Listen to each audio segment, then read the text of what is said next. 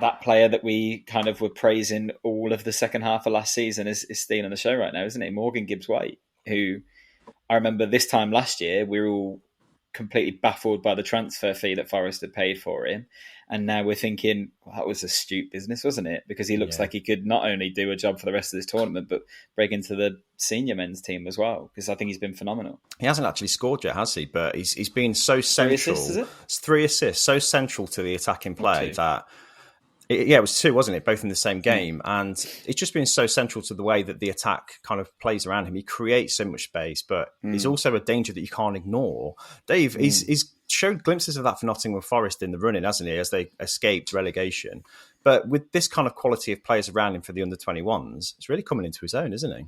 I think everyone's just delighted to see him playing so well and actually starting to fulfil some of his potential that he was kind of really earmarked for when he first burst onto the scene with Wolves. And I've had that really difficult period with Wolves where he wasn't getting enough game time. I think he went to Swansea on loan, and then it wasn't until last season when he went to Sheffield United and actually started to show glimpses of the player that we knew he could be.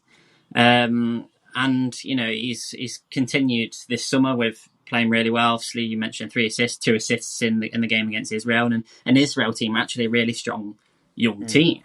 I think he's created 7 chances in the tournament, which is top 5 in the tournament out of all the players.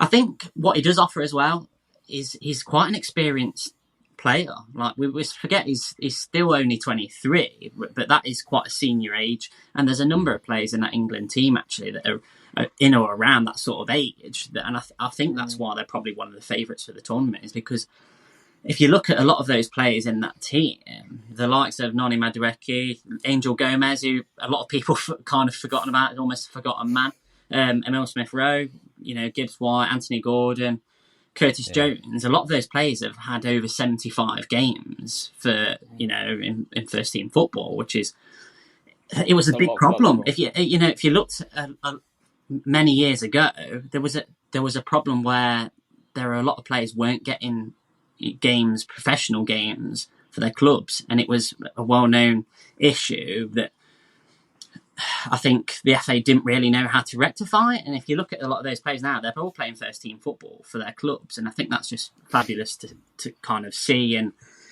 I think that just shows kind of the strength that England do have as a national team at the minute. Is a lot of these players could actually come into that first team, that the men's senior team, and make an impact.